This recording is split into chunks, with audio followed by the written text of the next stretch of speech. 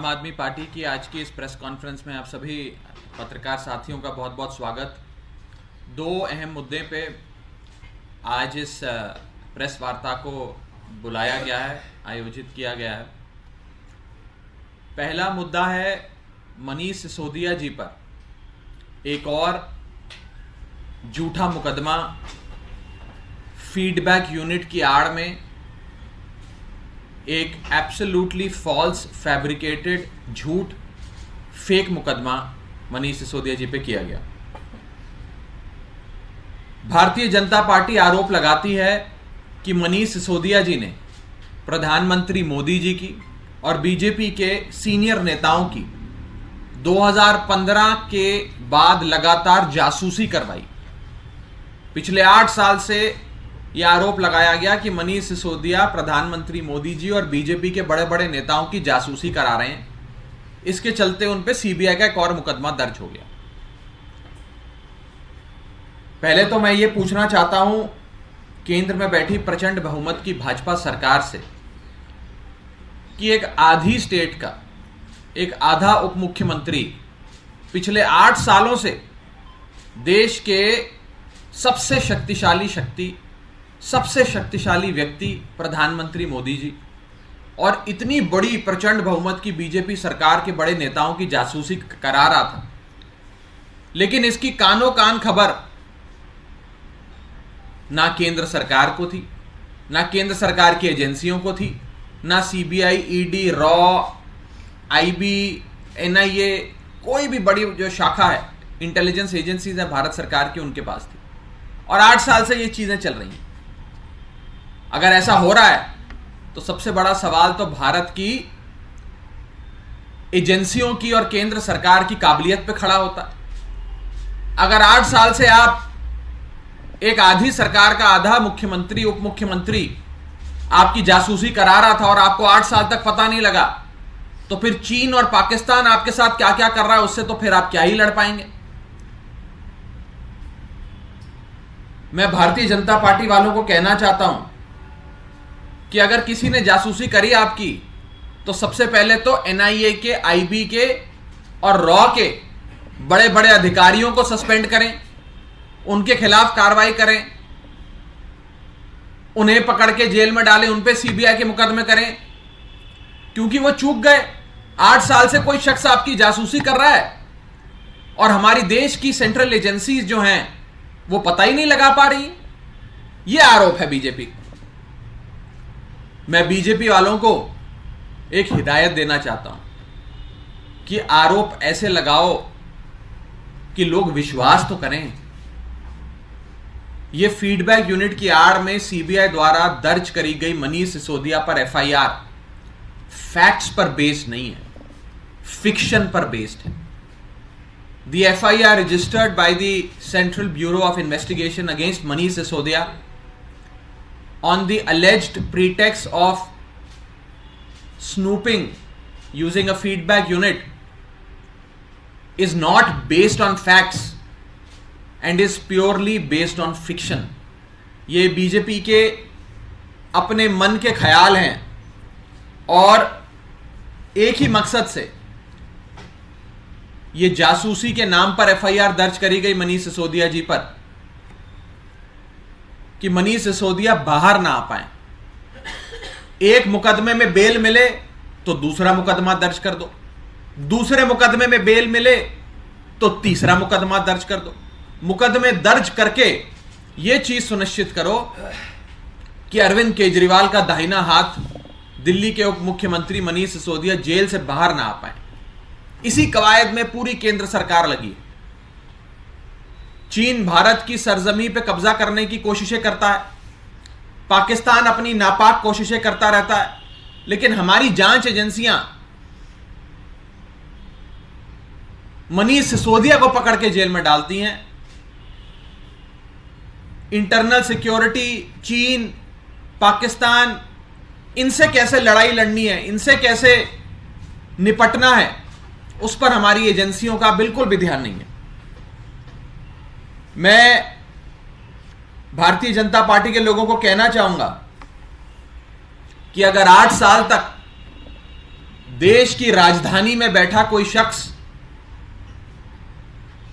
ना उसके पास पुलिस, ना उसके पास एंटी करप्शन ब्यूरो, ना उसके पास विजिलेंस विभाग, ना उसके पास कोई शाखा, वो फिर भी 8 साल तक प्रधानमंत्री जी की और बीजेपी के बड़े बड़े नेताओं की फीडबैक यूनिट के नाम से जासूसी करा रहा था। तो क्या हमारी देश की एजेंसियां, इंटेलिजेंस एजेंसियां सो रही थी? क्या हमारी एनआईए, रॉ, आईबी और तमाम इंटेलिजेंस एजेंसियां इतनी निकम्मी है कि 8 साल तक कोई एक छोटा सा आधे राज्य का आधा उप मुख्यमंत्री, ना पुलिस, ना विजिलेंस, ना ईसीबी होते हुए देश के सबसे शक्तिशाली व्यक्ति की जासूसी करा रहा है, लेकिन हमारी एजेंसियों को कानो कान खबर नहीं? क्या यह संभव है? अगर संभव है तो भारत की राष्ट्र सुरक्षा पे बहुत बड़ा प्रश्न चिन्ह खड़ा होता है, और अगर संभव नहीं है तो यह भारतीय जनता पार्टी की बौखलाहट दिखाता है कि कोई भी फर्जी मुकदमा मनीष सिसोदिया पे करो ताकि मनीष सिसोदिया जेल से ना निकल पाए। मैंने कल अपनी प्रेस वार्ता में आपको बिंदुवार तरीके से बताया था कि जो कथाकथित शराब पॉलिसी, शराब नीति को लेकर बीजेपी वाले आरोप हम पर लगाते हैं, उस केस में एजेंसियों के पास, ईबीआई, ईडी के पास ना मेरिट्स हैं, ना सबूत हैं, ना गवाह हैं, ना सवाल है मनीष सिसोदिया से पूछने के लिए। वही 4 सवाल रोजाना बदल बदल के पूछते हैं। कोई केस नहीं है, कोई रिकवरी नहीं है, कोई प्रोसीड्स ऑफ क्राइम नहीं है, लेकिन मनीष सिसोदिया को पकड़ के जेल में डालो। जांच की आड़ में मनीष सिसोदिया को जेल में रखो कि मनीष सिसोदिया जेल से बाहर ना निकल पाए।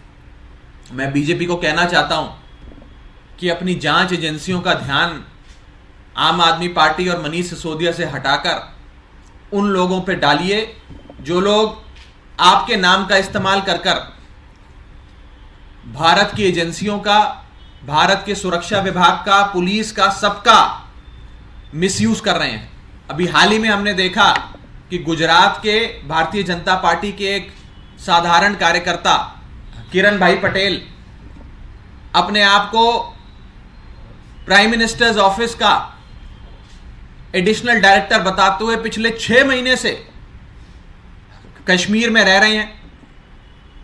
उन्हें कश्मीर की स्थानीय एडमिनिस्ट्रेशन ने Z+ सिक्योरिटी दी हुई है। 2-2 जैमर, 4-4 बुलेट प्रूफ गाड़ियां उनके साथ चलती हैं। 50 गनमैन लेकर वो चलते हैं। 5 सितारा होटल में वो रह रहे थे। सुरक्षा विभाग की मीटिंग्स बुला रहे थे। IAS IPS के ट्रांसफर करा रहे थे और पिछले 6 महीने से मौज मस्ती कर रहे थे कश्मीर में, सरकारी पैसे पे सरकारी तंत्र का इस्तेमाल करते हुए। क्या काबिलियत थी उनकी एक करने की? एक ही काबिलियत थी कि वो गुजरात इकाई के भारतीय जनता पार्टी के कार्यकर्ता थे। अगर जांच करनी है तो ऐसी जासूसी की जांच करिए। ऐसा शख्स जिसने हमारी जम्मू कश्मीर की पुलिस और सिक्योरिटी फोर्सेस के चक्रव्यूह को भेद दिया, उसकी जांच नहीं करती बीजेपी, क्योंकि वो गुजरात का बीजेपी का कार्यकर्ता है। लेकिन मनीष सिसोदिया पर झूठे मुकदमे करते हैं और कहते हैं कि मनीष सिसोदिया 8 साल से प्रधानमंत्री जी और भारतीय जनता पार्टी की जासूसी कर रहे थे। अगर जासूसी कर रहे थे तो हमारी जांच एजेंसियां पिछले 8 साल से आंखें बंद कर कर कुंभकर्ण की नींद क्यों सो रही थी? एक बहुत बड़ा सवाल है। और इस सवाल के साथ साथ मुझे लगता है यह चीज क्लियर हो जाती है कि भारतीय जनता पार्टी के पास कोई केस नहीं है, विश्वसनीय आरोप भी नहीं है, विश्वसनीय केस तो छोड़ दीजिए। बस मकसद एक है कि मनीष सिसोदिया जेल से ना निकल पाए, मनीष सिसोदिया जेल में ही बंद रहे।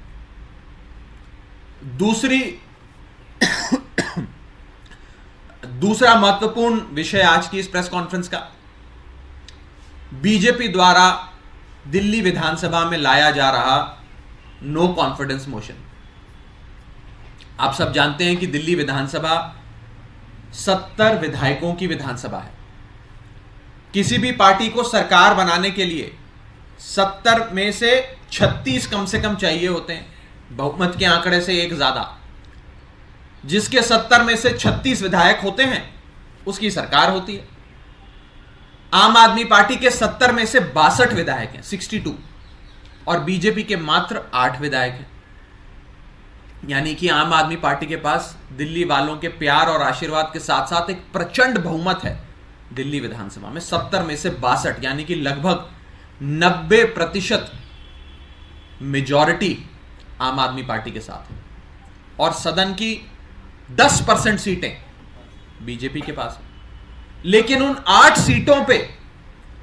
सीटों की बदौलत भारतीय जनता पार्टी दिल्ली विधानसभा में नो कॉन्फिडेंस मोशन लाकर केजरीवाल सरकार गिराना चाहती। केजरीवाल सरकार को नो कॉन्फिडेंस मोशन लाकर गिराना चाहती। सरकार गिराने के लिए आपको विधायक चाहिए। विधायक अगर बीजेपी की तरफ हो गए तो सरकार गिर जाती है। आपने देखा कि कैसे महाराष्ट्र से लेकर मध्य प्रदेश तक विधायक बीजेपी ने खरीद लिए, विधायकों को बीजेपी ने तोड़ लिया और उस समय की स्थानीय सरकारों को गिरा दिया। आज वैसे ही बीजेपी दिल्ली में केजरीवाल सरकार गिराने की कोशिश कर रही है। और यह मेरा सीधा आरोप है कि नो कॉन्फिडेंस मोशन लाकर, नो कॉन्फिडेंस मोशन की आड़ में बीजेपी लगातार आम आदमी पार्टी के विधायकों से संपर्क कर रही है, उन्हें डरा रही है, धमका रही है और 2 ऑप्शन दे रही है। Option number 1, Bharatiya Janata party join कर लो, हमारी पार्टी में शामिल हो जाओ, अरविंद केजरीवाल को छोड़ दो। और अगर पहला ऑप्शन नहीं पसंद तो फिर हम दूसरा ऑप्शन लागू कर देंगे। दूसरा ऑप्शन है ईडी सीबीआई पकड़ के आपको जेल में डाल देगी। तो अगर अपनी स्वतंत्रता, लाइफ एंड लिबर्टी, अपनी आजादी प्यारी है तो बीजेपी में आ जाओ, नहीं तो पकड़ के सीबीआई ईडी आप पर कोई भी मुकदमा दर्ज कर मन घड़ंत आरोप लगाकर आपको जेल में डाल देगी। ये 2 ऑप्शन हमारे कई विधायकों के सामने बीजेपी रख रही है और साफ तौर पे कह रही है कि अरविंद केजरीवाल का दामन छोड़ो, आम आदमी पार्टी की पीठ में छुरा भोंको और आम आदमी पार्टी को छोड़कर बीजेपी में आओ, ताकि हम इस नो कॉन्फिडेंस मोशन के सहारे अरविंद केजरीवाल की सरकार गिरा दें दिल्ली में। ये भारतीय जनता पार्टी की नापाक कोशिशें दिल्ली में चल रही हैं। ये लोकतंत्र से खिलवाड़ बीजेपी का देश की राजधानी में चल रहा है। दिल्ली वालों ने लगातार बीजेपी को नकारा है। पिछले 25 सालों से दिल्ली में दिल्ली सरकार बनाने के लिए जितने चुनाव हुए, सारे चुनाव बीजेपी हारी। 25 सालों से बीजेपी दिल्ली की सत्ता से बाहर है। 2013 में जब आम आदमी पार्टी ने पहला चुनाव दिल्ली का लड़ा, बीजेपी हारी।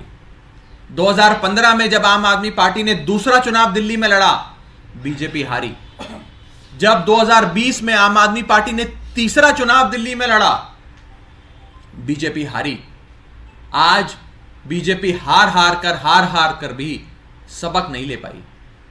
अब चोर दरवाजे से जोड़ तोड़ कर खरीद फरोख्त कर और केंद्रीय जांच एजेंसियों का, सीबीआई और ईडी का दुरुपयोग कर हमारी सरकार तोड़ने की कोशिश कर रही है। हमारे विधायकों को बुलाकर बीजेपी के नेता कहते हैं कि अगर हम मनीष सिसोदिया का यह हाल कर सकते हैं तो तुम तो साधारण विधायक हो, तुम्हारा तो कितना बुरा हम हाल कर सकते हैं तुम सोच भी नहीं सकते। हमारे एमएलएस को साफ तौर पे कहा जा रहा है, ब्लैकमेल किया जा रहा है, डराया जा रहा है, धमकाया जा रहा है कि या तो बीजेपी में शामिल हो जाओ या ईडी सीबीआई तुम्हारे पीछे लगा देंगे, पकड़ के जेल में बंद कर देंगे, फिर बेल भी नहीं होगी। सीधी धमकी हमारे लोगों को दी जा रही है। और मैं इस सरकार बनाने का दावा करने वाली बीजेपी को, दिल्ली में 70 में से मात्र 8 विधायक होने के बावजूद भी सरकार बनाने का दावा करने वाली भारतीय जनता पार्टी को कहना चाहता हूं कि आम आदमी पार्टी के लोग उस मिट्टी के नहीं बने जो दगा दे दें दिल्ली के लोगों को या अपनी पार्टी को। आपने कई बार कोशिशें करी हमारे विधायक खरीदने की, 2013 में भी करी, 2015 में भी करी, 2019-20 में भी करी, 2022 में भी करी, लेकिन आप हमारे एक विधायक को नहीं तोड़ पाए, एक विधायक को। आम आदमी पार्टी कांग्रेस पार्टी नहीं है जिसके विधायक डर के या प्रलोभन के चलते अपनी पार्टी छोड़कर बीजेपी में शामिल हो जाए। यह आम आदमी पार्टी आंदोलन की कोख से जन्मी पार्टी है। हम उस मिट्टी के नहीं बने कि हम अपनी पार्टी छोड़कर बीजेपी के पास चले जाएं और दिल्ली वालों से दगा कर लें। मेरा बीजेपी को यही सुझाव रहेगा कि ये नापाक कोशिशें बंद करिए।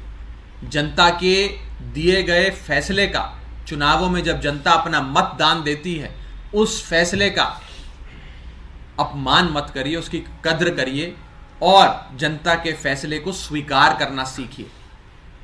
बहुत बहुत शुक्रिया। राघव, ये मोशन आएगा कैसे? बीजेपी कैसे लेके आएगी सत्ता में? तो आप लोग, बीजेपी ने बाकायदा प्रेस कॉन्फ्रेंस कर घोषणा करी है कि वो नो कॉन्फिडेंस मोशन लाएंगे। नो कॉन्फिडेंस मोशन सदन के भीतर जो भी लेजिस्लेटिव ग्रुप होता है किसी भी पार्टी से संबंधित, वो स्पीकर को एक लिखित में चिट्ठी लिखकर नो कॉन्फिडेंस मोशन ला सकता है। पर मैं ये पूछना चाहता हूं कि जिस पार्टी के पास 70 में से मात्र 8 विधायक हैं, वो नो कॉन्फिडेंस मोशन क्यों लाएगी?